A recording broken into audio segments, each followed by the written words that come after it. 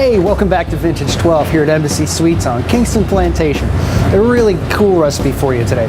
So I was talking with some friends the other day and they're like, risotto. Tell me about risotto, right? Because when you're a chef, all your friends are kind of like, hey man, teach me how to X, Y, and Z. And that's fun for me because I get to share different things. I get to share it with you today. So when we're talking about risotto, all right, or risotto, which is actually how it's pronounced, but nobody says that. It's kind of, well, it is. It's treating rice like pasta, right? So leave it to the Italians to take rice and cook it like pasta.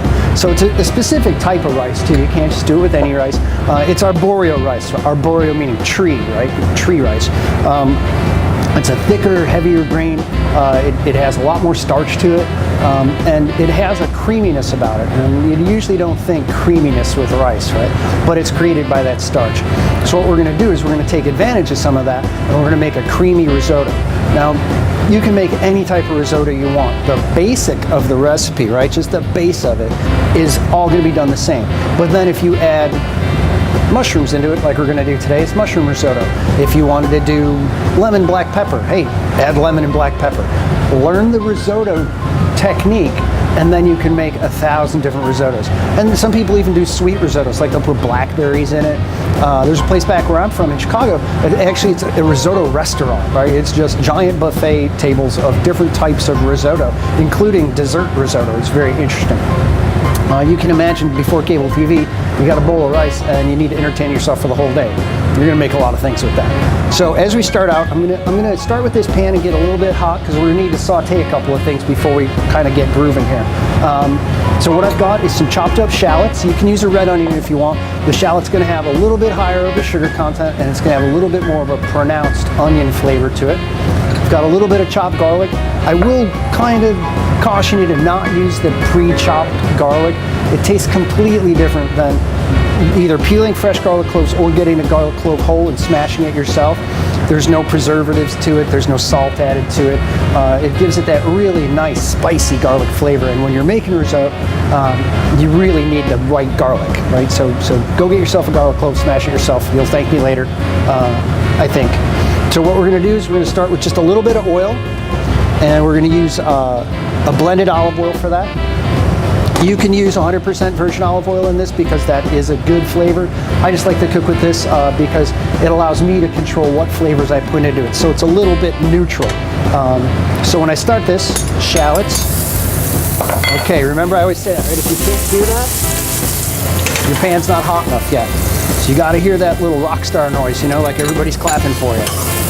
So I move that around, and what this is gonna do is it caramelizes those sugars that are naturally occurring in there, and it makes it a little bit brown, but it takes the sting out of it a little bit. When I say sting, you know how like typically most people don't eat a raw onion. I've known a couple people, but most people don't.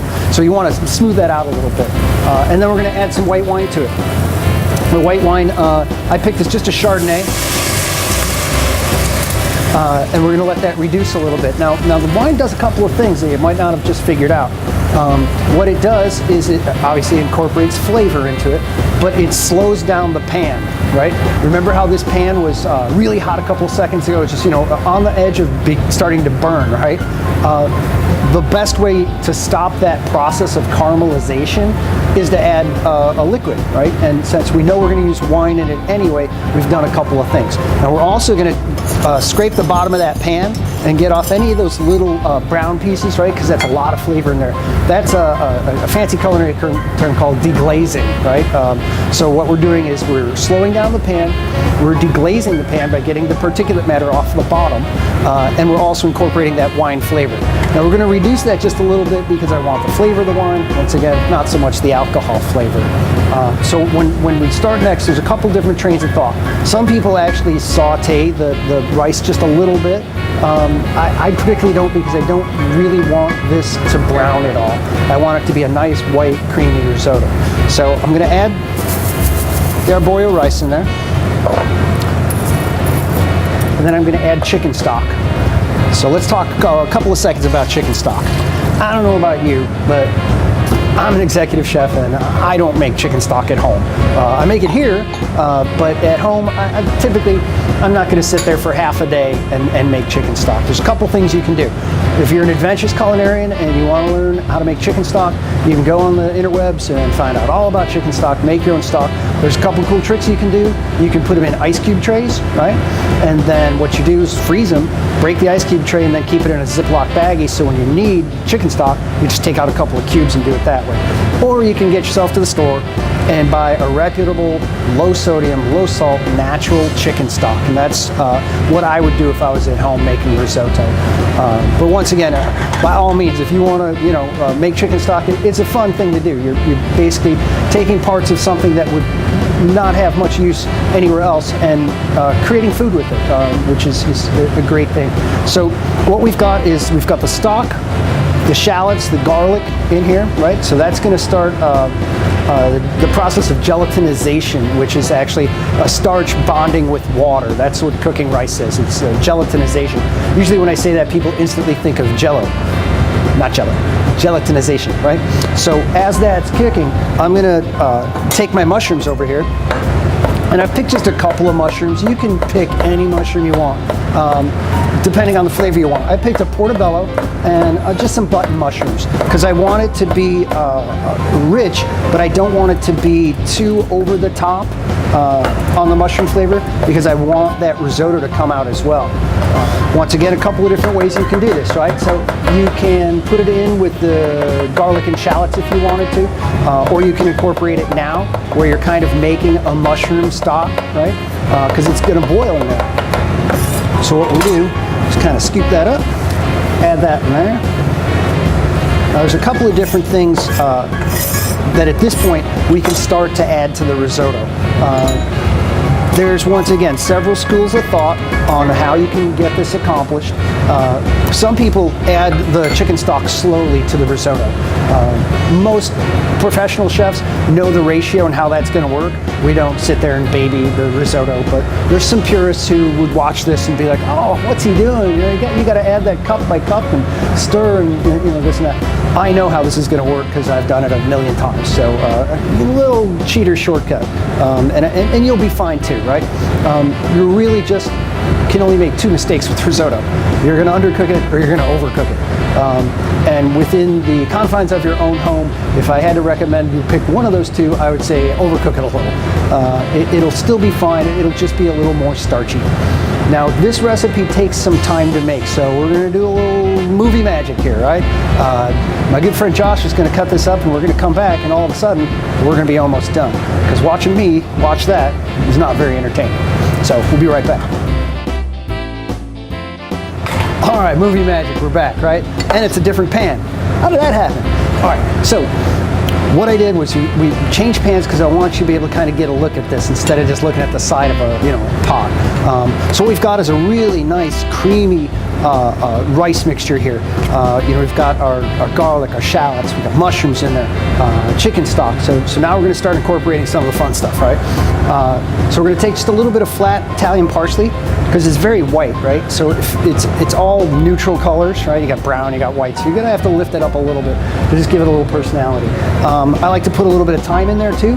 Obviously, you can get these herbs anywhere, in Myrtle Beach. Just go to a cool store and pick out some herbs you like. Other herbs that would work in here, basil would work great in there. You could do a rosemary risotto. It would go great with a big steak, right? Everybody loves rosemary and steak and that kind of combination. So what I'm going to do is I'm going to start to incorporate the fun stuff. When I say the fun stuff, we all know what that is, right? Butter and cheese. It makes everything better, right? So as we incorporate this, I'm going to get back on the flame a little bit because I need that cheese to melt, I need that butter to melt. So when we talk about ratios and different things, obviously I'm going to connect some recipes for all of this, but when you're looking at the recipe, I want to use it like a guideline.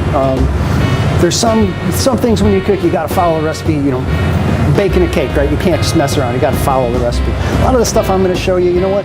If you like a little more cheese, add more cheese, right? Think of it like a road map.